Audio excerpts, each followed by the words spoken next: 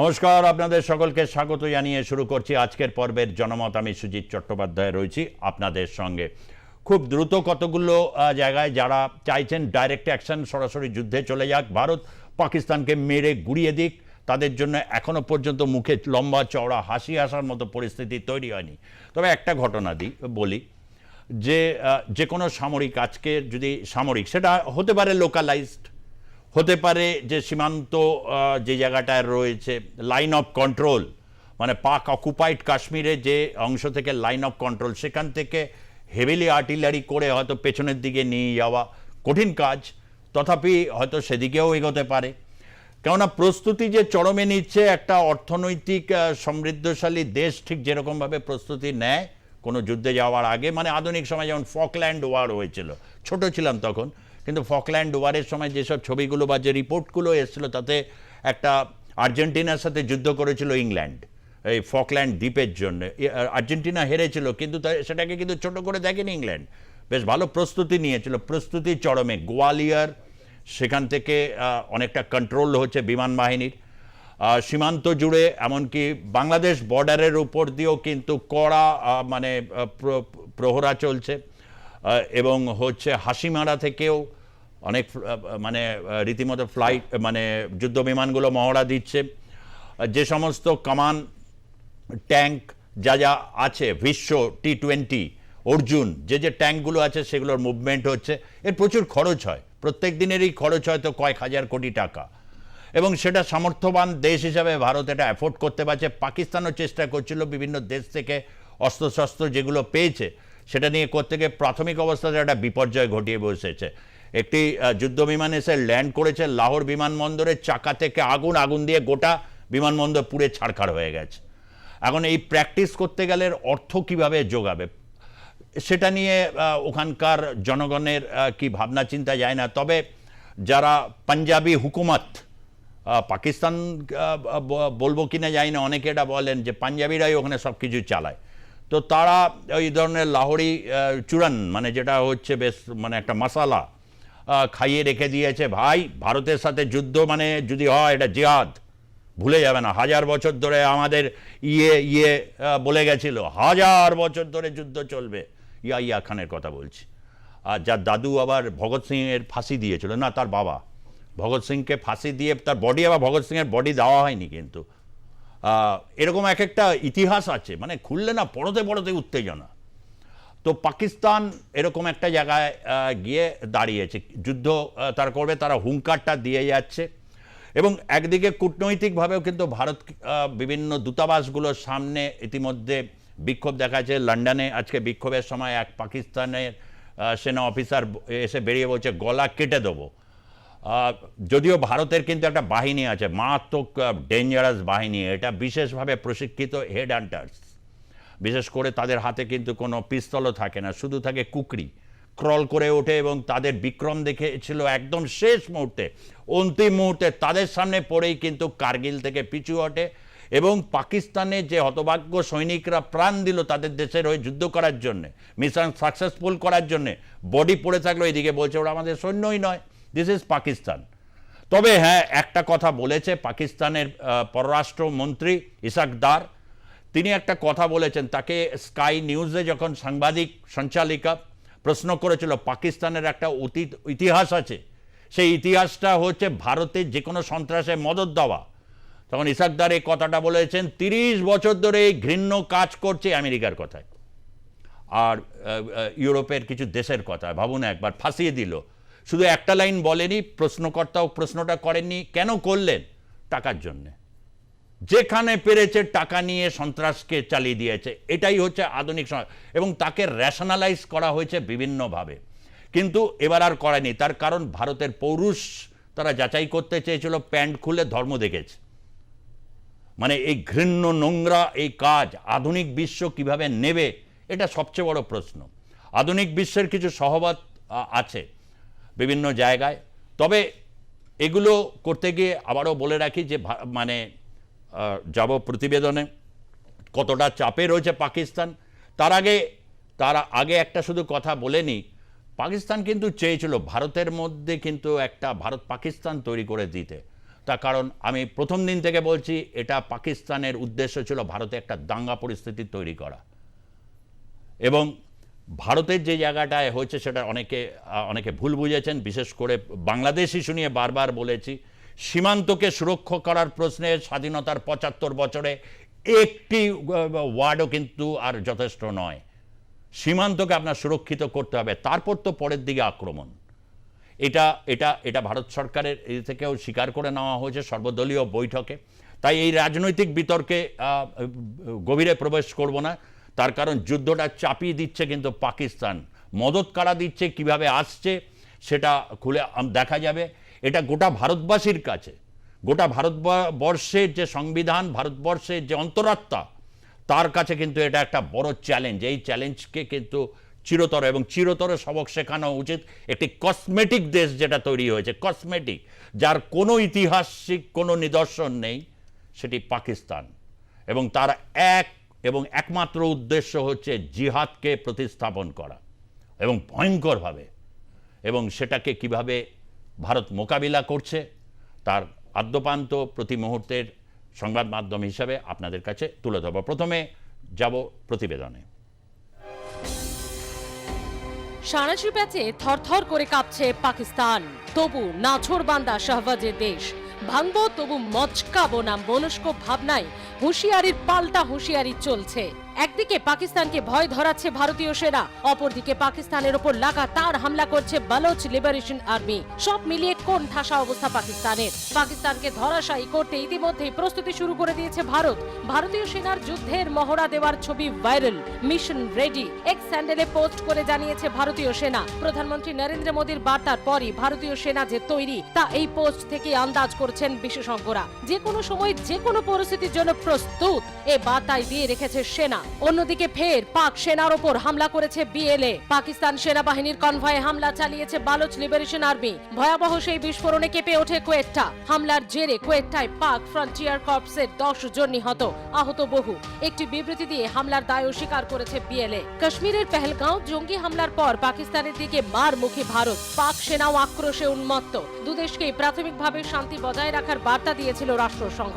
তবে জম্মু কাশ্মীরের জঙ্গি হামলার ঘটনার কড়া ভাষায় নিন্দা করেছে রাষ্ট্রসংঘের নিরাপত্তা পরিষদ। তারা জানিয়েছে এর পেছনে যারা রয়েছে, এই সন্ত্রাসে মদত দিয়েছে, তাদের শাস্তি পেতেই হবে। নিরাপত্তা পরিষদে থাকা 15 সদস্যের তরফে এক প্রেস বিবৃতি দিয়ে জানানো হয়েছে, হামলার পরিকল্পনাকারী, যারা অর্থের যোগান দিয়েছে, পৃষ্ঠপোষকতা করেছে, সকলের বিচার চায় নিরাপত্তা পরিষদের সদস্যরা। এদিকে পেহেলগাঁও হামলার পর কাশ্মীর জুড়ে সন্ত্রাসবাদীদের বিরুদ্ধে ব্যাপক তল্লাশি অভিযান চালাচ্ছে সেনাবাহিনী এবং জম্মু ও কাশ্মীর পুলিশ। কুলগাঁও সহ একাধিক জায়গায় থাকা একের পর এক জঙ্গির বাড়ি গুড়িয়ে দেওয়া হয়েছে। পাশাপাশি জঙ্গিদের কাছে সহযোগিতা করা বেশ কয়েকজনকে গ্রেফতারও করা হয়েছে। পেহেলগাঁওয়ের সন্ত্রাসী হামলার আগে পর্যটকদের ধর্ম জিজ্ঞাসা করা এক পানিওয়ালাকেও গ্রেফতার করেছে জম্মু ও কাশ্মীরের গন্দেরবাল জেলার পুলিশ। সন্দেহভাজন ওই ব্যক্তির নাম আয়াজ আহমেদ জুঙ্গল। সোশ্যাল মিডিয়ায় ভাইরাল হওয়া এক ভিডিওর ভিত্তিতে ওই ব্যক্তিকে গ্রেফতার করা হয়েছে। ভিডিওটি রেকর্ড করেছে এক মহিলা পর্যটক। এত সবের পরেও একগুঁয়ে মনোভাব নিয়ে ভারতকে লাগাতার হুমকি দিচ্ছে পাকিস্তান। সিন্ধু জলবন্টন স্থগিত নিয়ে ভারতকে সরাসরি হুঁশিয়ারি পাকিস্তানের শাসক জোটের সহযোগী পাকিস্তান পিপলস পার্টির নেতা বিলাওয়াল ভুট্টো জরদারির। নয়া দিল্লি ইসলামাবাদ উত্তেজনার আবহে ভারতীয়দের উদ্দেশ্যে তার মন্তব্য, সিন্ধু আমাদের, হয় সিন্ধু নদ দিয়ে আমাদের প্রাপ্য জল আসবে, নয়তো সিন্ধু দিয়ে ওদের রক্ত বইবে। कि ये इनका एकतरफा फैसला है कि जो इंडस वाटर ट्रीटी है, जो मुआहिदा हुआ पाकिस्तान और भारत के दरमियान, जिसके तहत भारत ये मान चुका कि सिंधु आपका है, सिंधु पाकिस्तान का है।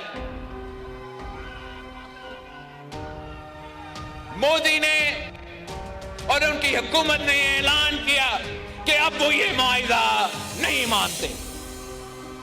और मैं सखर में इसी सिंधु दरिया के साथ खड़े होके भारत को कहना चाहूंगा कि सिंधु हमारा है और सिंधु हमारा रहेगा। या इस दरिया से हमारा पानी बहेगा या उनका खून बहेगा। এদিকে ভারতীয় গোয়েন্দা সূত্রে খবর, কাশ্মীরের পেহেলগাঁওয়ে পর্যটকদের ওপর হামলায় যুক্ত জঙ্গি মডিউলের নিয়ন্ত্রণ সরাসরি লস্কর-ই তৈবা প্রধান হাফিজ সাইদের হাতেই রয়েছে। লস্করের এই মডিউলটি দীর্ঘদিন ধরে কাশ্মীরে সক্রিয়। হাফিজ ও তার সহযোগী সাইফুল্লাহ সেটিকে নিয়ন্ত্রণ করে, পাশাপাশি সেটিকে কৌশলগত সাহায্য করে পাক সেনা।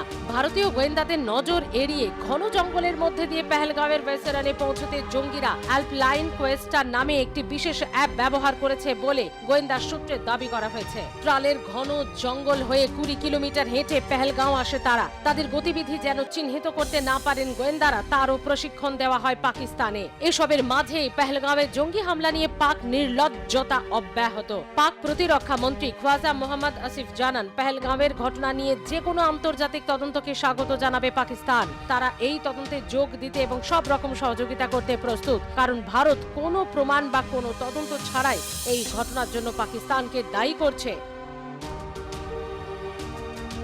ব্যুরো রিপোর্ট, আর প্লাস নিউজ।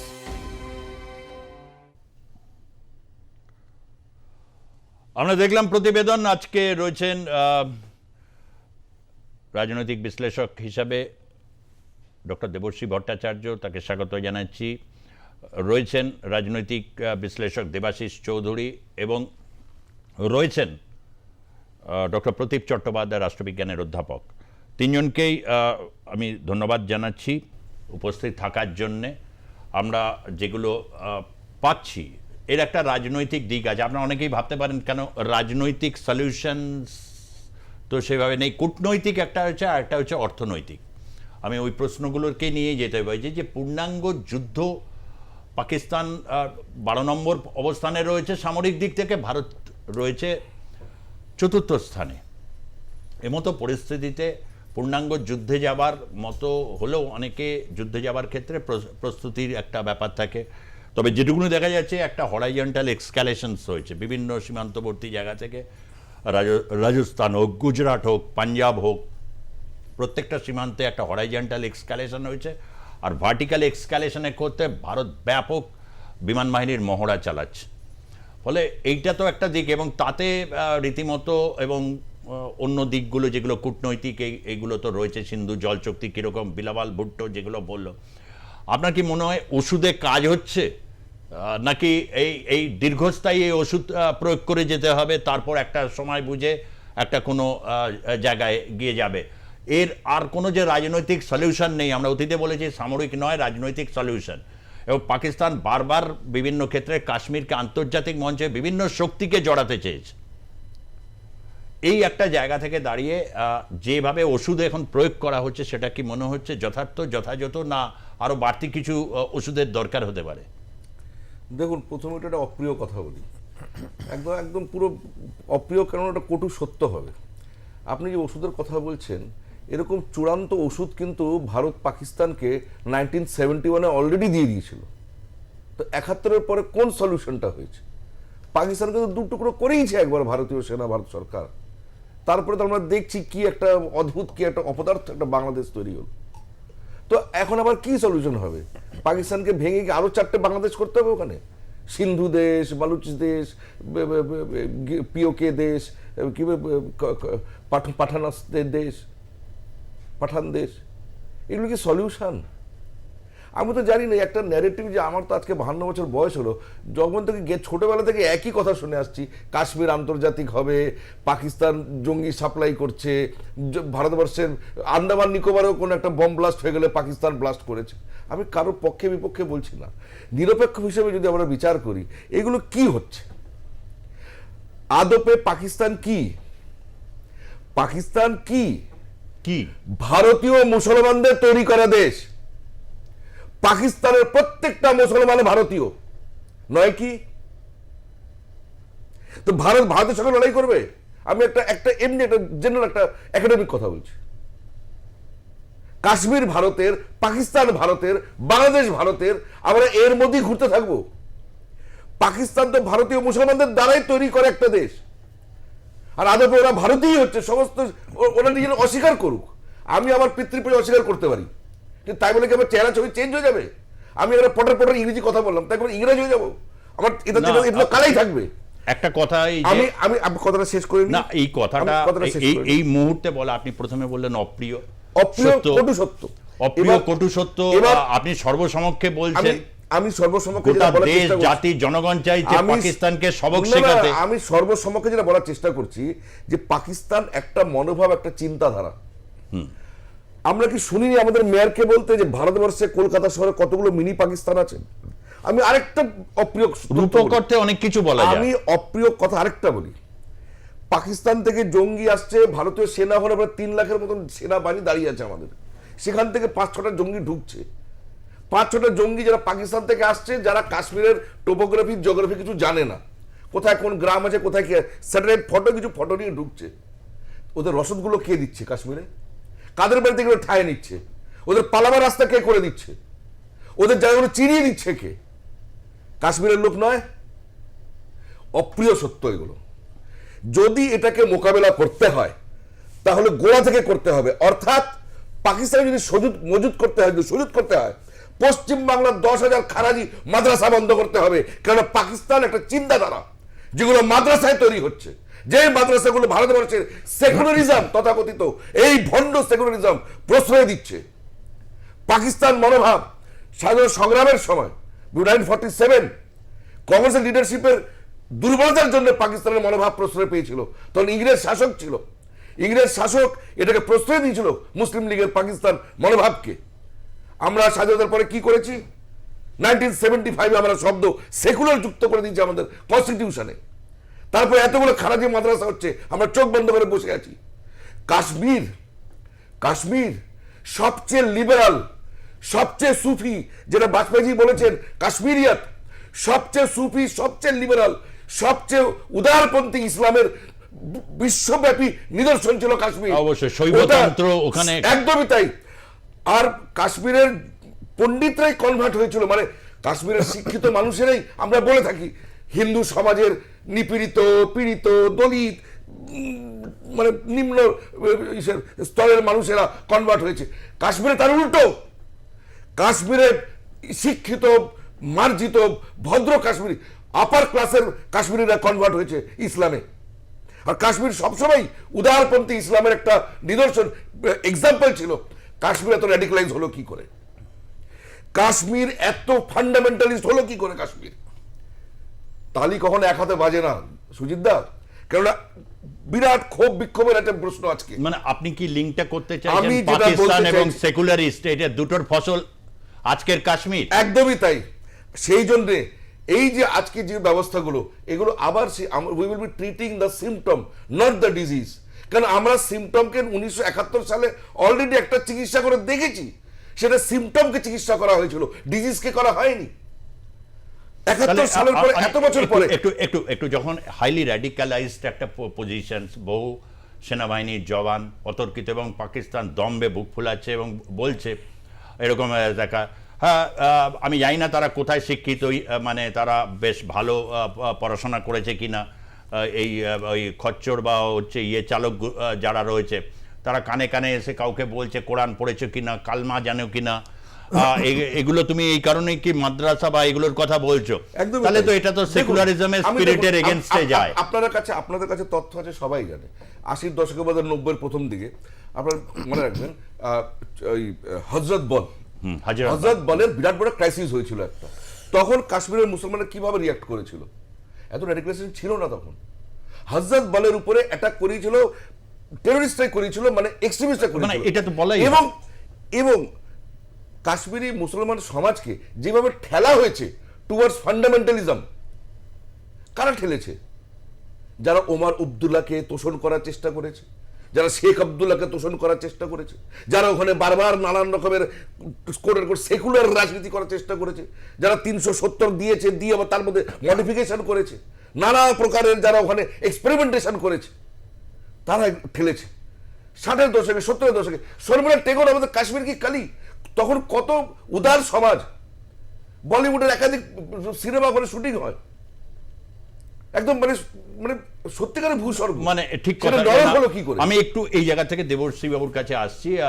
একটা কথা ঠিক কথা তুমি ওটা বললে না, 80-র দশকে আমার মনে আছে ইয়াসিন মালিক JKLF তৈরি হলো, জম্মু কাশ্মীর লিবারেশন ফ্রন্ট, কলকাতায় নেতাজি ভবনে তিনি এসেছিলেন। অনেকেরই সৌভাগ্য হয়েছিল তার শুধু আমি তখন কিন্তু ছিল জাতি আত্মনিয়ন্ত্রণের অধিকারের আন্দোলন, যেটা আমি একদম ঠিক সূত্র সেটা চলে গেল যে ধর্মীয়তে। মোটামুটি আমার শেষ কথাই হয়ে যাবে এখন। আপনি যে পয়েন্টটা ধরেছেন, আমি এটাকে একটা এক্সাম্পল দিয়ে দিই। বেরুট 1984 এ বেরুটের শেষ খ্রিস্টান প্রধানমন্ত্রী হয়েছিল। বেরুট ওয়াজ এ খ্রিস্টান কান্ট্রি, বেরুট খ্রিস্টান কান্ট্রি ছিল।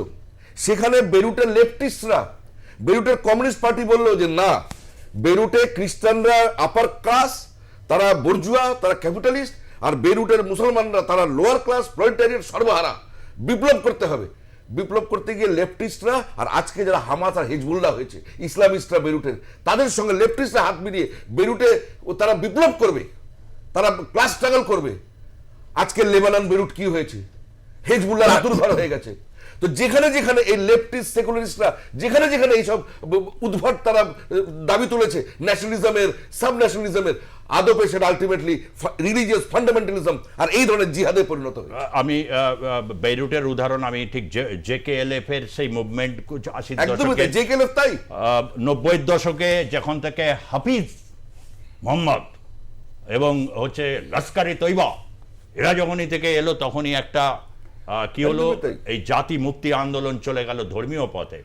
এখন 2025 সালে এসে হুরিয়াতের কোনো লিগ্যাল স্ট্যান্ডিং 2025 সালে এসে প্যান্ট জামা খুলে দেখা হচ্ছে অন্তত 20 জনের এরকম ছবি কিন্তু এসছে বিভিন্ন জায়গায়, যাদের কিন্তু স্রেফ অন্তর্বাসটুকু রয়েছে, মানে তাদের পরীক্ষা করে তারপর নিশ্চিত হয়ে গুলি করা হচ্ছে।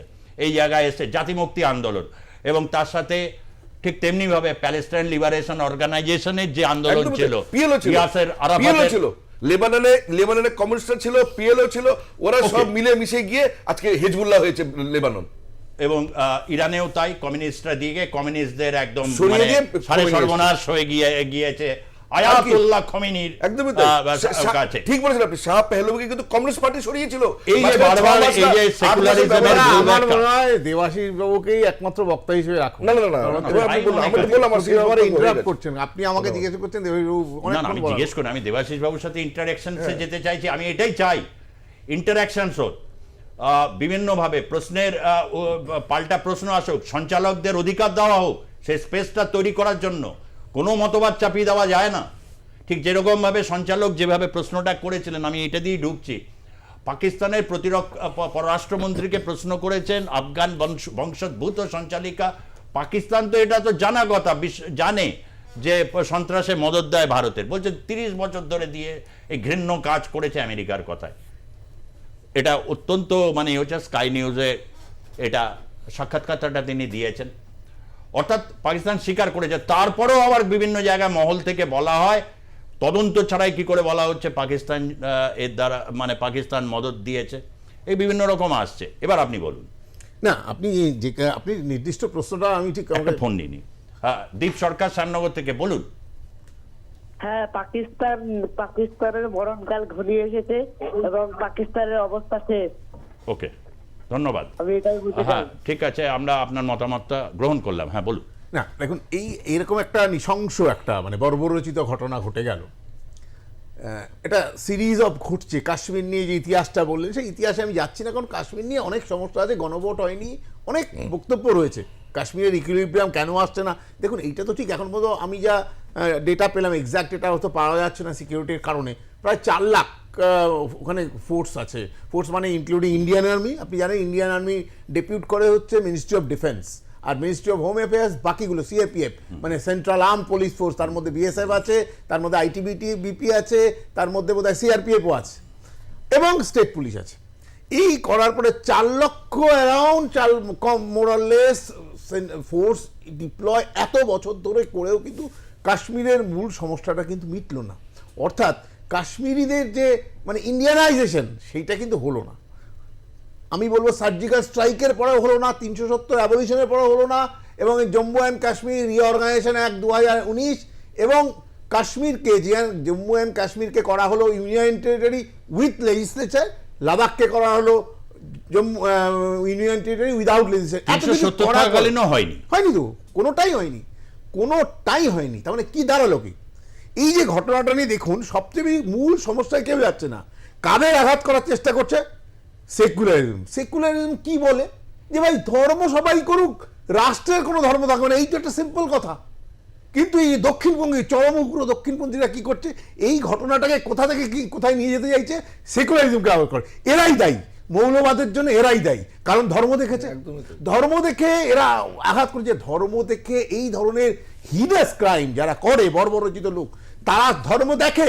গ্রাহাম স্টেন্সকে যখন পুড়িয়ে মারা হয়েছিল গাড়ির মধ্যে দুটো বাচ্চা, তখনও ধর্ম দেখে মারা হয়েছিল। জুনায়েদ খানকে যখন মারা হয়েছিল 16 বছরের বালককে, যখন ওই দিল্লি মথুরার ট্রেনে, তখনও ধর্ম জিজ্ঞাসা করে মারা হয়েছিল। এরা বর্বররা তা করে, এরা সেকুলারিজমকে ভয় পায়, কারণ রাজনীতি থাকবে না। দেখুন, যত আমরা এই হিন্দুর লাশ, মুসলমানের লাশ, খ্রিস্টানের লাশ করব, কে হবে জানেন? মানবতার কোনো উপকার হবে না। কে উপকারটা নেবে? উপকার নেবে রাজনীতি, কৌশলী রাজনীতি, ধূর্ত রাজনীতি। পাকিস্তান নেবে। আমি না, না, কেন নেবে আমি এটা তো ব্যাখ্যা দিয়েছি। পাকিস্তানের প্রশ্ন আসছে, পাকিস্তান এটা চেয়েছে। দাদা, পাকিস্তানের প্রশ্ন আসছে। আমি আমাদের ইন্টারনাল এটা বলছি, আমি যে আমাদের শুনুন, এবার যে যুদ্ধ কার এগেনস্টে যুদ্ধ, প্রশ্ন হচ্ছে কার এগেনস্টে যুদ্ধ? পাকিস্তানের এগেনস্টে। তার মানে দুটো পরমাণু শক্তি দেশের যুদ্ধ। কেউ কোন রাষ্ট্র দায়িত্ব নেবে যে একটা সিভিলিয়ানও মরবে না?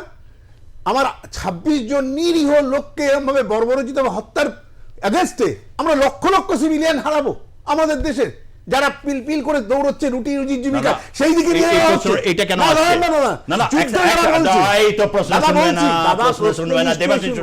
দাদা, আমি প্রশ্ন শুনি, আমি এইটাই বলতে চাইছি। আপনি বলছেন দুটো, না এই যুক্তিটা দিলেন, দাঁড়ান না, এটা বহু মানুষের এই প্রশ্ন। দুটো পরমাণু শক্তিধর যুদ্ধ করলে দুটো পরমাণু দুদিক থেকে পাবে, মানুষ মারা যাবে। ইউক্রেনের পরমাণু নেই, রাশিয়ার আছে, যুদ্ধ হয়েছে, পরমাণু চার্জ হয়েছে, মানে ওটা চার্জ হয়নি বলে এটা কি? ইসরায়েলের হাতে পরমাণু আছে, হামাসের হাতে নেই, যুদ্ধ তো হচ্ছে। দাদা, এইটা মানে আপনি যেটা যুদ্ধ আমরা কি আদৌ চাই যে কোনো ঘটনার মধ্যে? আমরা পাকিস্তানের মদতপুষ্ট এই জঙ্গিরা আবার প্যান্ট খুলে দেখবে কেন? তাহলে বর্ডার দেখুন, মূল কথা হচ্ছে যেভাবে বলা হচ্ছে যে ওপার থেকে নাকি তারা এসে লোকাল সাপোর্ট নিয়ে রেকি করে 20 মিনিট ধরে আমাদের নিরীহ জনগণকে গুলি করে আবার নাকি চলে গেছে। 4 লক্ষের ওপর ফোর্স, আমার আপনার সবার করের টাকা দিয়ে রাখা হচ্ছে। এবং আপনি জানেন নিশ্চয়ই যে এই জম্মু অ্যান্ড কাশ্মীর রিঅর্গানাইজেশন অ্যাক্টের পরে মূলত হচ্ছে অ্যাসিস্টিং রোলে আছে, কিছু ইনসার্জেন্সি কেসে স্টেট পুলিশ অ্যাসিস্টিং রোলে আছে, মূল হচ্ছে সেন্ট্রাল ফোর্সেস। অর্থাৎ কেন্দ্রীয় আইবি কোথায় ছিল? আইবি কেন? এই আমাদের শুনুন, আপনি যখন স্বরাষ্ট্রমন্ত্রী যাচ্ছে, যখন মন্ত্রীরা যাচ্ছে, কোথাও তো সিকিউরিটি ল্যাপস হচ্ছে না? যত সিকিউরিটি ল্যাপস সাধারণ মানুষের জন্য, সাধারণ মানুষ কি ডিজার্ভ করে না এইটুকু নিরাপত্তা? আমাদের দেশে, আমাদের দেশ আমাকে দেবে? আমি এই প্রশ্নটা তুলবো না? নিশ্চয়ই এই প্রশ্ন তো বারবার, না আমি আসবো। এতগুলো লোক রাজনীতি হচ্ছে আর ধর্ম নিরপেক্ষতাকে আঘাত করার চেষ্টা হচ্ছে। না, ধর্ম নিরপেক্ষতাকে আঘাত সর্বত্র সোশ্যাল মিডিয়ায়, কারণ এরা হচ্ছে দক্ষিণপন্থী শুধু না, এরা ধর্মান্ধ, তাই ধর্ম নিরপেক্ষতা আঘাত করছে। আমি তো দাদাকে ইন্ডিভিজুয়ালি টার্গেট করিনি, আমি জেনারেল কথা, দাদা গায়ে লেগে গেছে, আপনার গায়ে লেগে গেছে। সেকুলারিজম নিয়ে বলা মানে কোনো সেকুলারিজমের ঠিকাদারি কোনো আমি দুটো ছোট ছোট জিনিস, আপনি আপনার প্রতিবেদনে বলে আমাকে ইন্টারাপ্ট করিনি। আপনার প্রতি আপনি বললেন যে কাশ্মীরিদের ইন্ডিয়ানাইজেশন হয়নি। আমি এটাকে অন্যভাবে দেখছি, কাশ্মীরিরা ইন্ডিয়ানই ছিল, ওদের ইসলামাইজেশন। আপনি ইতিহাসের লোক, আপনি জানেন যে 1586 সালে আকবর যখন আক্রমণ করে তার আগে ওদের আমি শুনে তো নেবেন এখন। আমার শুধু একটাই প্রশ্ন, আপনি বলেন যে কাশ্মীরিদের ইন্ডিয়ানাইজেশন হয়নি। কাশ্মীর তো প্রথম থেকে ইন্ডিয়ানই ছিল, সবসময় ইন্ডিয়ান ছিল, শৈব ছিল। হ্যাঁ, শৈব ছিল, মুসলমান থাকা সত্ত্বেও ওরা ইন্ডিয়ানই ছিল। সুফিও তো ভারতেরই কালচার। কিন্তু 80-র দশকে 90-র দশকে এমন একটা প্রসেস হয়েছে যেখান থেকে ওরা এলিয়েনেশন হয়ে গেছে, ওরা এলিয়েনেটেড হয়েছে, ওদের ইসলামাইজেশন হয়েছে। এটা একটা, আমি এটা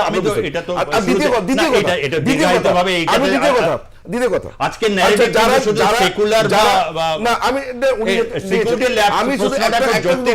আমি বলছি, আনন্দমার্গী সাধুদের কারা পুড়িয়ে মেরেছিল? কারা পুড়িয়ে মেরেছিল? যারাই মানুষ ভয়ঙ্কর অন্যায় হয়েছে। হ্যাঁ, তারা সেকুলারিজমে তারা তাসলিমা নাসরিনকে কে তাড়িয়েছিল? তাসলিমা নাসরিনকে তারা তো সেকুলারিজমের বাংলাদেশে ঢুকবো। ইউনুস আলী কি বলছেন মুর্শিদাবাদ থেকে? হ্যাঁ বলুন ইউনুস আলী। হ্যাঁ নমস্কার।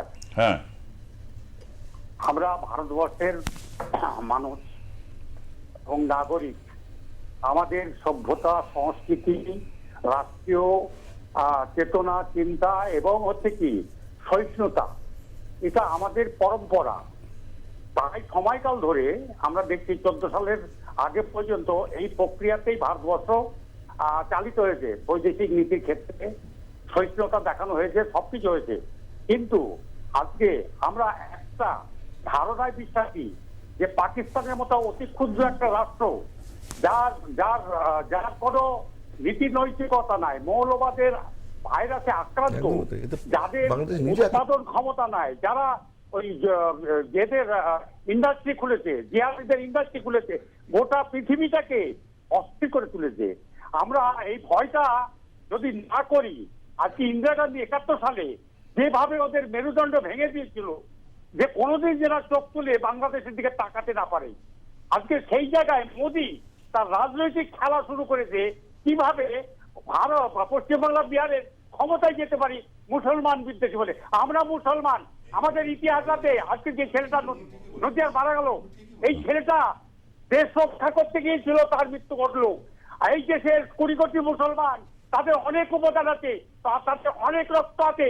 আজকে যদি ওই একটা চ্যানেলের অতি ক্ষুদ্র একটা ঘোষ এই যদি বলে গান্ধী পিঠে খাচ্ছে, ওদেরকে ভারতবর্ষ থেকে তাড়িয়ে দেওয়া হবে, এই ধরনের আচরণ আজকে এই সরকারের এই বিশ্ব গুরুর নির্দেশে, তার দলের নির্দেশে। বেশ, ধন্যবাদ। এটাও তো ইউনুস বাবু ঠিকই বলেছে, ইউনুস বাবু একদম ঠিক বলেছেন। বাংলাদেশ নিজে আক্রান্ত তো পাকিস্তান দ্বারা নয়।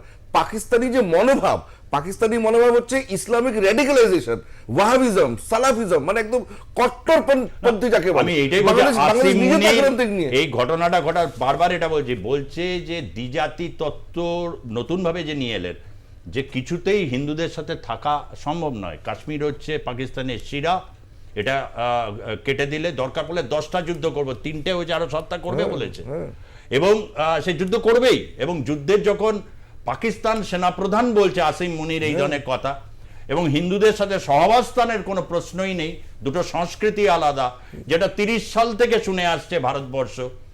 তথাপি এইরকম একটা জায়গা থেকে প্রতীকবাবু আমরা ঠিক কিভাবে, আমি বিশ্বাস করি, বাই হার্ট বিশ্বাস করি, সেকুলারিজম যারা প্র্যাকটিস করেন সেটা তাদের কাছে ধর্মের মতোই, তারা মনে প্রাণে চান, তারা এটা কেউ মানতে পারে না, খুব বিপন্ন একটা অবস্থা। কিন্তু লেনিয়েন্স টুয়ার্ডস ইসলামাইজেশন বা ইসলাম হচ্ছে শুধুমাত্র একটা সরলীকৃত ভাবনার দ্বারা ভারতবর্ষের নিম্নবর্গীয়রা উচ্চবর্ণের অত্যাচারের দ্বারা নিপীড়িত হইয়া তারা এগোচ্ছেন। এই ধরনের টেক্সট বুক আমাদের পড়ানো হতো, এটাই এটাই এটাই টেক্সট বুক এইগুলো পড়ানো হতো প্রদীপবাবু, আপনি জানেন সমস্যা। আমরা যেগুলোকে আমাদের সময় পড়ানো হতো, অতি সরলীকরণ এই ধরনের টেক্সট বুক গুলোকে এই যে পড়ানো হচ্ছে। অথচ আমরা জানি মহেশ ভাট বলেছিল ভারতের অন্যতম শ্রেষ্ঠ চলচ্চিত্রকার, যার মা ইসলাম ধর্মাবলম্বী, বাবা অ্যাকচুয়ালি একমাত্র ব্যক্তি সেই পরিবারের, দেওয়ার ভাট ব্রাহ্মণ ফ্যামিলি, অল কনভার্টেড টু ইসলাম। এই কাশ্মীর অনলি তার বাবা বাদ দিয়ে, এই যে তার ফ্লেক্সিবিলিটি, সেই জায়গায় এখন ইসলামাইজেশন, প্যান্ট খুলে ভারতের পৌরুষ পরীক্ষা করছে। আজকের ওয়াবি এই জায়গায় গেছে। এখন প্রশ্নটা হচ্ছে সেকুলার ন্যারেটিভটা কিন্তু খুব বেশি এই জায়গাটা হয়নি, মন খুলে বলতে পারছে না। পাকিস্তান অতি ক্ষুদ্র দেশ না, এটি বড় দেশ, এবং পরমাণু শক্তিধর দেশের সাথে ভারতকে যুদ্ধে যাওয়া উচিত, লোকালাইজড হোক বা বিভিন্নভাবে, তাকে কি একটা সবক শেখানো এই মুহূর্তে দরকার? আপনি কিভাবে দেখছেন? সুজিতদা, কতগুলো কথা বলি, পরপর বলছি। প্রথম কথা, এই মুহূর্তে পররাষ্ট্রনীতি এবং অন্য দেশের সাথে আমার সম্পর্ক আমি কিভাবে করব, যুদ্ধে যাব কিনা সেই নিয়ে আলোচনা উচিত। আমার দেশের দর্শন কি হবে, সেকুলারিজম থাকবে কি থাকবে না, এই আলোচনাটা এখন করলে মূল আলোচনা থেকে আমরা ঘুরে যাব। ভুল করছেন দাদা, ভুল করছেন। ঠিক আছে, বলুন বলুন। অনেকেই চাইছে, না এটা আপনি ঠিকই বলছেন, প্লিজ ক্যারি অন। না ঠিক আছে, যাওয়ার দরকার নেই, এটা এমনি ঠিক আছে, আপনি ক্যারি অন বলুন। রাম মন্দির এত করে করলেন, সেই টাকাটা দিয়ে বর্ডারটা তো সামলাতে পারতেন। এবার কি হনুমান মন্দির করবেন কাশ্মীরে? না, আপনি তাহলে খারাজি মাদ্রাসা, তাহলে মাদ্রাসার মধ্যে সেকুলারিজম শেখান। আপনি মাদ্রাসাগুলোতে কি সেকুলারিজম শেখাতে পেরেছেন? আপনি মাদ্রাসাগুলোকে সেকুলার করুন না, কে বারণ করেছে আপনাকে? ঠিক আছে দেবাশিস, প্লিজ আমি একটু প্রদীপ বাবু একটা 30 সেকেন্ড নিয়ে নিচ্ছি। আমি যেটা বলতে চাইছি, এটা ঠিক কথা, ডিফেন্সের একটা মানে হয়েছে, বর্ডার ইনসিকিউর, বর্ডার আগেও ইনসিকিউর ছিল, আগেও ইনসিকিউরটা 370 যখন ছিল না, মানে ছিল যখন, আপনি একটু বলতে দিন আমার। হ্যাঁ তখন, আজকে এখন এই ক্রাইসিসের সময় এই ডিবেটগুলো দিয়ে আপনি যেটা দিয়ে শুরু করেছেন ওটা থাকুন প্লিজ, বলুন। না না, আমরা তো এখন 56 ইঞ্চি ছাতির নেতৃত্বে আছি। 2014 থেকে 2025 কি হয়েছে? কাশ্মীর ভারতের অবিচ্ছেদ্য অঙ্গ, এটা কি রক্ষা করতে পারছি? 2014 থেকে 25, 14 আগে সবাই খুব খারাপ ছিল, খুব খারাপ ছিল, কেউ সরকার পরিচালন জানতো না, তোষামত করে গেছে। 2014 থেকে 25 সময়কালটা খুব একটা কম নয়। মার্কিন যুক্তরাষ্ট্রে হামলা হয়েছিল 2001 সালে, 7 বছরের মধ্যে ড্রোন দিয়ে পাকিস্তানে এসে মেরে গেছে। আমরা কি করলাম? 2019-এ 7 বছর বাদে আবার কানমোলা খেলাম। আমেরিকা খারাজি মাদ্রাসা নেই বর্দা, ও বর্দা, আমেরিকা খারাজি মাদ্রাসা নেই। হ্যাঁ, ক্রিকেট ম্যাচে যারা পাকিস্তান জিতে গেলে পাকিস্তানের ফ্ল্যাগ দেয়, আপনি পাকিস্তানের বোম মারবেন? আগে মাদ্রাসাগুলো বন্ধ করুন, মাদ্রাসাগুলোকে সেকুলার করুন আগে। দেখুন, এই যে ভারতের যে মহড়া দেখালো সুজিত দা, আমার তো মনে হচ্ছে এবারে ভারতের যেটুকুনো অস্ত্র আছে ও আমাদের দেশের মাদ্রাসার দিকে টার্গেটেড হবে পাকিস্তানের দিকে যাওয়ার আগে। আপনার কথাই তো তাই মনে হচ্ছে। হওয়াই উচিত, কারণ পাকিস্তান জন্মেছে মাদ্রাসাগুলোতে, পাকিস্তান প্রত্যেকদিন পাকিস্তান জন্মায় মাদ্রাসাগুলোতে। আপনি মূল জায়গা থেকে সরে আসছেন, আপনি সলিউশন দিতে পারবেন না, আপনার কাছে সলিউশন নেই। পাকিস্তান জন্মায় খারাজি মাদ্রাসা। এখন কি করবেন? এখন তো আপনি প্রদীপ বাবু দয়া করে, অনেকে তো শুনছে, আপনি বাংলাদেশ নিয়ে অনেক বক্তব্য রেখেছেন, বিভিন্ন কিছু নিয়ে, একটা ক্রাইসিস, এটা ঠিক কথা। দেবাশিস ওর একটা ক্ষোভ হতে পারে, এই দেশের মাদ্রাসা বিভিন্ন সময় বিতর্কে এসেছে বা নানা কিছু হয়েছে, ধর্মীয় উপাদান নানা কিছু রয়েছে। আমার কথা হচ্ছে যে কাশ্মীর ভারতের যে অবিচ্ছেদ্য অংশ, পাকিস্তান তার লাস্ট স্টেটমেন্টে যে এখানে স্বীকার করছে সে সন্ত্রাসবাদ বিদেশের দ্বারা নিয়ে এটা করেছে এবং তার জন্য সে টাকা পেয়েছে। আপনি এই ধরনের একটা আধুনিক অস্ত্রের সজ্জিত রাষ্ট্র, পাওয়ার্ড বাই মেনি ফোর্সেস, 71-এর কথা বলেন, 71 সালে চীন আমেরিকা দাঁড়ায়নি পাকিস্তানের পাশে। এরকম একটা পরিস্থিতিতে একটা ভারত রাষ্ট্রের পক্ষে তো ওটা কঠিন, সেখানে কাজটা আরও কঠিন হয়ে যায় যদি বিভিন্ন ক্ষেত্রে এই বিতর্কগুলো ক্ষেত্রে। আমার প্রশ্নটা খুব সিম্পল, ভারতের কি পূর্ণাঙ্গ যুদ্ধে না এটাকে অর্থনৈতিক যুদ্ধ, কূটনৈতিক যুদ্ধ এবং সামরিক কোনো জায়গায় আপনি ওটাকে কিভাবে দেখছেন, যাতে কাশ্মীরকে মানে রাখা যায়? ভারতের সাথে কাশ্মীর যে অবিচ্ছেদ্যভাবে রয়েছে, পাকিস্তানের সেনাপ্রধান বলছে ওটা সিরা, ওইকে কাটতে গেলে পুরো ভারতকে চূর্ণ বিচূর্ণ, এরকম হুমকি সে দিয়ে রেখেছে।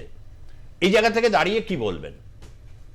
দেখুন, একটা জিনিস যে এই মুহূর্তে কি করণীয় সেটা যদি প্রশ্ন আলোচনার হয়, তাহলে প্রথমেই বলতে হবে যে ভারতবর্ষ কিন্তু তার যে লাস্ট এবং ইনোভেটিভ ট্যাকটিক ছিল সার্জিক্যাল স্ট্রাইক, যেটা কেউ করেনি, মানে ভাবেনি, একটা উদ্ভাবনী জিনিস ছিল, সেটা করার পরেও কিন্তু শিক্ষা দিতে পারেনি পাকিস্তানকে, তারা চলে এসেছে। ফলে আজকে ভারতবর্ষকে বুঝতে হবে যে আমি কি ধরনের যুদ্ধ চাইছি।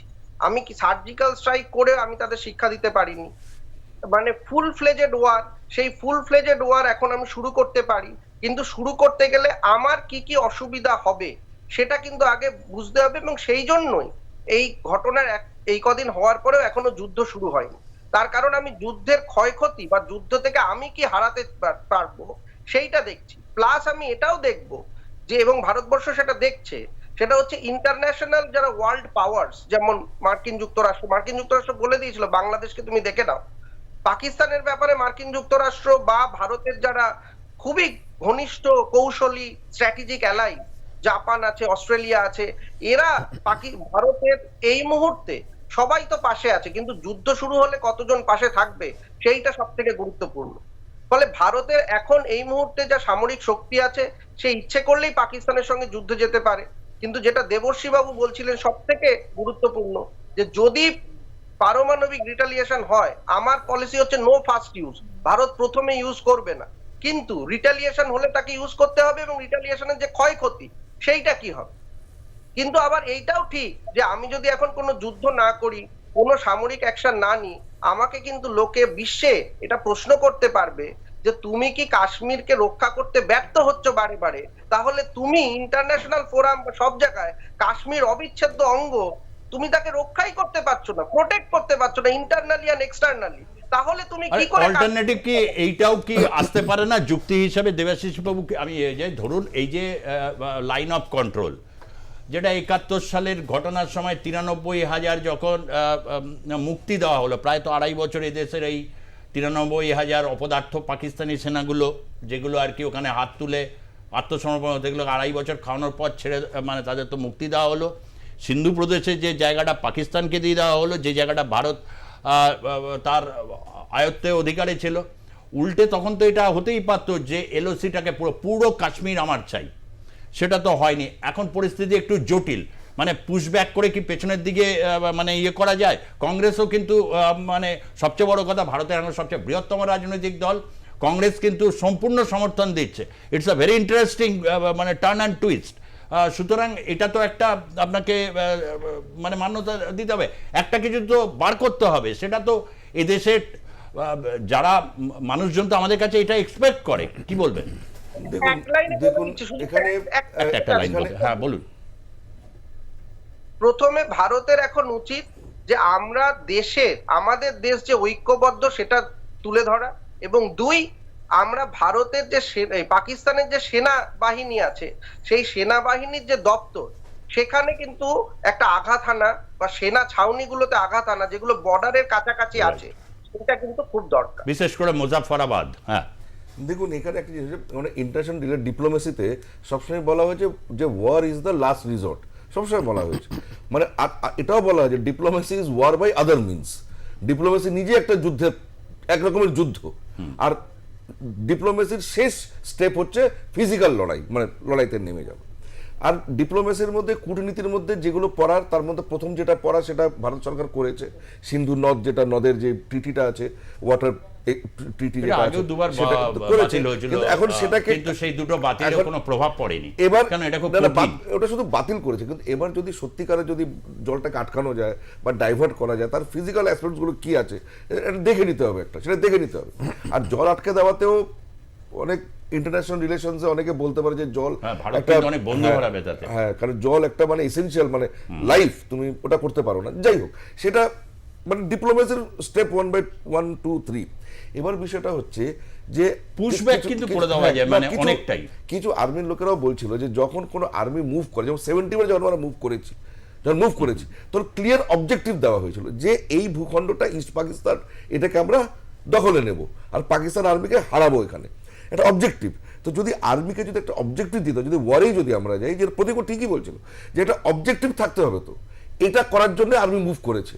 ভেগলি যেরকম, সত্যি বলতে হয়, অপরাক্রমের কথাও বলতে হয়, আমাদের বিজেপি সরকারই ছিল। অপারেশন পরাক্রমে যখন পার্লামেন্টের উপর অ্যাটাক হলো, তখন গোটা ইন্ডিয়ান আর্মিকে বর্ডারে বসিয়ে দিয়েছিল, কিন্তু দেয়ার ওয়াজ নো অবজেক্টিভ। পুরো আর্মিকে মুভ করে দিয়েছে, গুজরাট থেকে নিয়ে একদম পুরো জম্মু কাশ্মীর, পুরো ইন্টারন্যাশনাল বর্ডার এলওসি, পুরো আর্মি মুভ করে গেছে, গোটা আর্মি আমাদের ইন্ডিয়ানে মুভ করে গেছে। ওখানে 2 না 3 মাস বসেছিল আর্মি, তারপর আবার ব্যাক করেছে। তো আর্মি যদি মুভ করে তাহলে একটা অবজেক্ট দিতে হবে, তো এটা করার জন্য তুমি মুভ করো। ধরো লাহোরি ক্যাপচার করতে হবে, একটা স্পেসিফিক টার্গেট দিতে হবে, তবে আর্মি মুভ করবে। তো টার্গেটটা কি হবে? আক্রমণ দিয়েছে তো, কাকে আক্রমণ করবে, কিসের জন্য করবে, কি অ্যাচিভ করবে আক্রমণ করে? প্রথমে ঠিকই বলছিল, যদি ওদের একটা কোনো আমরা যদি টার্গেট করি যে ওদের আর্মি টপ ব্রাস 4-5টা জেনারেল বা ওদের যে হেডকোয়ার্টার আছে রাওয়ালপিন্ডিতে, ওটাকে আমরা করে দেবো মিসাইল দিয়ে বা প্লেন দিয়ে, কিছু একটা অবজেক্ট দিতে হবে, যে এমন একটা তাদের একটা রেট্রিবিউশন দিতে হবে। আপনি কি বলতে চাইছেন যে সরকার কোনো না না আপনি আমার কথা শুনুন, আপনার আপনি বেশি বলেছেন, আপনি প্রচুর ইন্টারাপ্ট করেছেন, যে আপনি তাহলে আপনার পরিচালিত সরকারের কোনো অবজেক্টিভ নেই, কোনো ডিফেন্স নীতি নেই, তারা তাদের আর্মিকে অবজেক্টিভিটি দিতে পারছে না, নেই খুঁজি তো নেই। তো সেই ভারতবর্ষে আপনি রক্ষীবন্দী ভারতবর্ষে, আমি লেবারের ভারতবর্ষে, থ্যাংক ইউ ভেরি মাচ। তো আর্মিকে অবজেক্টিভ দিতে হবে, তো যেটা প্রতীকবাবু বললেন ওরকম একটা অবজেক্টিভ যে তবে সরকার ওদের- ব্যর্থ, ওদের- ওদের specific- objective দিতে। আরে আপনার সময় ব্যর্থ হবে না, আমার সময় তো ব্যর্থ না, আপনার সময় কি ব্যর্থ হবে, আপনি চুপ না, করুন। আমি আপনাকে বোঝাতে সেই চাইছি, জন্য আর কেমন লাগে অন্য তখন- লোক বললে interrupt করলে, তখন- সেটাই বোঝাতে চাইছিলাম তখন- আপনাকে। তখন একটা অবজেক্টিভ দিতে হবে, যেরকম এখানে ইন্দিরা গান্ধী অবজেক্ট দিয়েছিল যে ক্যাপচার ঢাকা ক্যাপচার করে নাও। 65-এ অবজেক্টিভ দিল যে ওদের পুশব্যাক করে লাহোর ক্যাপচার করে নাও। তো একটা অবজেক্টিভ প্রতি বছরে বলেছে মানে ইন্দিরা গান্ধী যেটা দিতে পেরেছে, আপনি আমি- এখনো মোদী বলছেন যেটা যে দিতে পারছে ভারতীয় না। সেনাবাহিনীর কাছে সেরকম কোনো অবজেক্টিভ এখনো দেওয়া হয়নি। সরকার দিতে পারছে না। এটা আমরা জানি না। জয়বাবু সেটা বলছেন। আরে বাবা, আমি জানি না না, দেওয়া আপনি- হয়েছে কি হয়নি। না, না, আমি কি করে বলবো দেওয়া হয়নি? আপনি না, যা আপনি তো বলেছেন কোনো না, মুখপাত্র সাধারণ নন দেওয়া হয়নি। সরকারের, উনি আমি তো- ওনার ভাবনাটা আমরা জানি না কেউ দিয়েছে কি দেয়নি। আমরা কেউ তো এখানে কারো আমরা কি জানি না আইডিওলজি আমরা? বিলিভ হতে আমরা পারে। জানি না এগুলো, আমরা জানি না।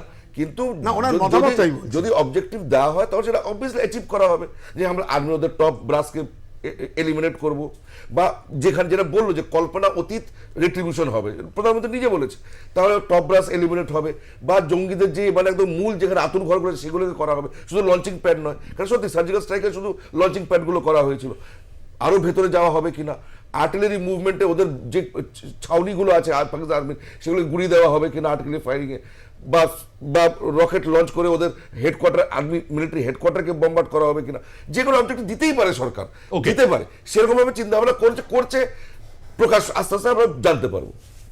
একটা তো এটা তো দরকার, তার কারণ হচ্ছে এটা বারবারই একটা জায়গায় আসছে যেখানে হাইলি র্যাডিক্যালাইজড তাদের সাথে দাঁড়িয়ে যে ভাষাটা বোঝে, যে গণতন্ত্রের ভাষা বোঝে, তার সাথে নিশ্চয়ই গণতান্ত্রিক প্রক্রিয়ার মধ্যে দিয়েই যেতে হবে, এ তো উপায় নেই। কিন্তু যে দেশে গণতন্ত্র, যে দেশে আপনি বলছিলেন না ভারতীয় আর্মি, ভারতবর্ষ রক্ষার জন্য ভারতীয় আর্মি, কিন্তু পাকিস্তান আর্মির জন্য একটা দেশ আছে, পাকিস্তানটা তো আর্মিই চালায়, ভারতবর্ষ তো আর্মি চালায় না। বরঞ্চ আমি তো ওই জওয়ানদের বলবো যে ভোটের দিন তারা এই প্রখর রৌদ্রে 8 দফা 10 দফার ভোটে দাঁড়িয়ে তারা মানে করেন, তাদের যাই না তাদের চাকরির শর্তে এগুলো লেখা থাকে কিনা, তাদের চাকরির শর্তে থাকে ভারতবর্ষের আভ্যন্তরীণ নিরাপত্তার ব্যবস্থা যাতে বিঘ্ন না হয়, বর্ডার যাতে সুরক্ষিত থাকে, কিন্তু তারা ভোটের সময় আসেন গণতন্ত্রের প্রশ্নে। ফলে এই দেশের আর্মির অনেক কিছু হতে পারে, কিন্তু তাদের জন্যে, তারা দেশের জন্যে তারা দায়বদ্ধ, কিন্তু পাকিস্তান আর্মি মানে পাকিস্তান আর্মির জন্যই তো দেশটা। দাদা, একটা প্রশ্ন হচ্ছে যে আমাদের এইরকম একটা অবস্থা, এটা খুব একটা আমরা তো খুব চিন্তিত যে এত মানুষ, আমাদের নিরীহ মানুষকে এরকম নৃশংস ব্রুটালি হত্যা করা হলো। তার মধ্যে দুটো কাজ, একটা হচ্ছে পাকিস্তানের ইন্ধন আছে, এতে কোনো ভুল নেই, পাকিস্তান বিভিন্নভাবে ধর্মীয় উস্কানি থেকে আরম্ভ করে দিচ্ছে, কিন্তু কাশ্মীরের মাটিতে যদি তারা কোনো পা ফেলতে না পারে তাহলে কিন্তু এই ঘটনাগুলো করতে পারে না। ফলে আমার ইন্টারনাল লোকালও আছে, নিশ্চয় মানে অবশ্যই আছে। আমি বলছি ইন্ডিয়ানাইজেশন এখনো একদমই প্রায় হয়নি। ফলে এই জায়গাটা যে দেখা গেল তো এত বছর ধরে এত ফোর্স ডিপ্লয় করার পরেও যেটা দাঁড়ালো যে কাশ্মীরিদের বেশিরভাগ লোক তারা ভারতীয় বলে মানতে পারছে না। এই জায়গাটা তার মানে শুধু সামরিক শক্তি দিয়ে এটা হবে না, এর জন্য যে সোশ্যাল লেভেলে, পলিটিক্যাল লেভেলে যে কাজ করা দরকার সেই কাজটা কিন্তু করা হচ্ছে না। কত বছর ভোট হয়েছে, অনেকবার না, ভোট শুধু হয় না, শুধু ভোট শুরু হবে না, কাজ দাও বলা এইটা কি রকম হলো, এইটা কি রকম হলো, আপনি তো একমত হচ্ছেন, এইটা কি রকম আমরা হলো, তো সমর্থন করছি আপনাকে। না না, আপনার সমর্থন দরকার, সমর্থন আপনি সোশ্যাল নিজে কাজটা দরকার, আপনি আমি নিজে social serious, মাদ্রাসাগুলোকে বন্ধ করো, এক মিনিট সোশ্যাল কাজটা কাশ্মীরের মাদ্রাসাগুলোকে বন্ধ করো। আমি বলছি যে ওনা নিজস্ব সমর্থন করবে না, আমি বলছি পর্যটকরাও গেছে কিন্তু সোশ্যালাইজেশন করতেই গেছে। পর্যটক প্রশ্ন নয়, প্রশ্ন হচ্ছে যে এই পলিটিক্যাল ইস্যুগুলো, সোশ্যাল ইস্যুগুলো, এইগুলো প্যারালালি যদি আমরা না করি, শুধু একটা কথা বারবার বলা হচ্ছে, বিভিন্ন মানে স্ট্রং উগ্রপন্থী লোকেরা, আমাদের যারা দক্ষিণপন্থী লোকেরা, ধর্মীয় একটা করা হচ্ছে, একটা ধর্মীয় বিদ্বেষ একটা তৈরি করা হচ্ছে, ঘৃণার রাজনীতি তৈরি করা হচ্ছে, তার আউটকাম কিন্তু ভারতবর্ষ ভেঙে চুরমার হওয়া। কারণ আমি বলছি যারা এরকম নৃশংস, তারা ওই ধর্ম বিচার করে, গ্রাম বাচ্চা ছেলেকে যখন পুড়িয়ে মারা হয় তখন তার ধর্ম থেকে গেল, ফলে ওরা সবাই কিন্তু তখন আমরা কাশ্মীরে শুনেছিল তখন, আরে দাদা 26 জন তো কারণ ধর্মীয় ঘৃণাতেই মরবে, না ধর্মীয় ঘৃণা মনে হচ্ছে তো আমরা করেছি, আপনি করেছেন, নিঃসন্দেহে এটা ভেবে নেওয়ার কোনো কারণ নেই, এটা ভারতবর্ষ, এখানে বাংলাদেশের বিভিন্ন সংবাদ মাধ্যমের মতো ওরকম নয় যে এক পেশে এরকম এখানে বিতর্ক হবে। কারণ ভারতবর্ষে এটা পাকিস্তানও মানে নয়, পাকিস্তানের আমার মনে আছে একটা, যা শেষ করার আগে বলি, 14ই আগস্ট এক সাংবাদিক এরকম প্রশ্ন করছে, বাজারে গেছে, সে ভিডিওটা যায় না ইউটিউবে খুঁজে পাবো কিনা, অনেক বছর আগে দেখেছিলাম, সে গেছে, সেখানে তার এক হাতে হচ্ছে এরকম ফ্ল্যাগ নিয়ে দাঁড়িয়েছে, আর এক হাতে তার বুম, এবং সে বিভিন্ন করছে, বলছে মাশাল্লাহ এই যে বাজারের অবস্থা, সে অনেক কাল আগের কারো ঘটনা বলছি, এই তো বাজার মানে দিয়ে যারা বলছে একেবারে চরম তুলোধুনো করছে সরকারের, কিন্তু তার হাতে একটা ফ্ল্যাগ নিয়ে সে করছে। ভারতবর্ষে এটা প্রয়োজন পড়ে না, এখানে বিতর্ক আসে বিভিন্ন সরকারের রেজিম যে সময় বিভিন্ন সময় দেখা গেছে, শুধু ভারতবর্ষের ইতিহাসে একটা নির্দিষ্ট টাইম বাদ দিলে এরকম আসে না। তাই বিতর্ক নিয়ে এটা ভাবে না। এই প্রশ্নে কিন্তু ইউনানিমাসলি একটা জায়গায় যে সবক পাকিস্তানকে এগোতে হবে, এবং যেভাবে তারা ইমপ্ল্যান্ট করছে কাশ্মীরে, এবং কাশ্মীরের যে সুযোগ সুবিধা, আমি একদিন অর্থনীতি নিয়ে কাশ্মীরের আলোচনা করব, এক একজন ভারতবর্ষের যারা ওখানকার রাজনৈতিক নেতাদের সম্পত্তি, তাদের এক একটা ভিলা কত স্কোয়ার ফুটের, সমস্ত ডিটেল আপনাদেরকে দেখাবো যে কতটা বঞ্চিত তারা এই মানে ছিল। ভারতবর্ষের অন্য রাজনীতিবিদদের চোখ কপালে উঠে যাবে, এবং এক একজন যারা বিভিন্ন করে, বা পণ্ডিতদের বাড়িগুলো, ফেলে দেওয়া বাড়িগুলোতে কি কাজ হয় এখন, ফেলে যাওয়া বাড়িগুলোতে সমস্ত তথ্য আপনাদের কাছে তুলে ধরলে নিঃসন্দেহে বলতে হবে যে যেটা দেবর্ষীবাবু বলেছেন, খুব যুক্তিপূর্ণ কথা, আর কতটা কী করলে ইন্ডিয়ানাইজ তারা হবে, সে প্রশ্নটা আমি তথ্য এবং ছবি সহ আপনাদের কাছে নিশ্চয়ই তুলে ধরব। ধন্যবাদ জানিয়ে প্রত্যেককে আজকের মতো শেষ করছি জনমত। দেখতে থাকুন আর প্লাস নিউজ, সবার আগে সবার পাশে।